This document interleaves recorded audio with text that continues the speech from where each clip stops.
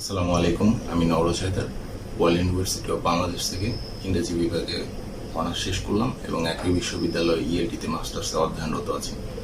2019 সাল থেকে আমার ফ্রিল্যান্সিংয়ের যাত্রা শুরু হয়। প্রথমটা পুরোপুরি নিজে, তারপর একটা প্রতিষ্ঠানে যোগদান করি।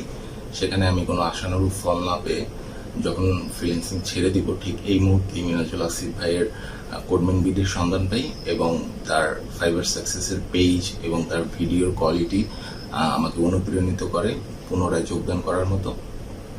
মিনহাজুল আসিফ ভাইয়ের ছাত্রছাত্রীদের প্রতি অফুরন্ত ভালোবাসাই একমাত্র কারণ কোডম্যানবিডিতে যোগদান করার। ফাইবার ক্রাশের বর্ণনা এই অল্প সময়ে বলে শেষ করার মতো নয়।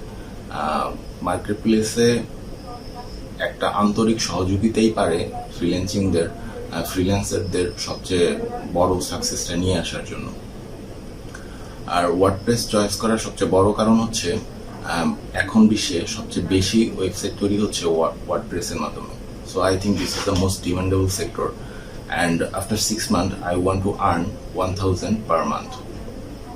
অ্যান্ড ফ্রিল্যান্সিং পছন্দ করার সবচেয়ে বড় কারণ হচ্ছে এটা একটা স্বাধীন পেশা, আর দেশকে নিঃস্বার্থভাবে কিছু দেওয়া যায়।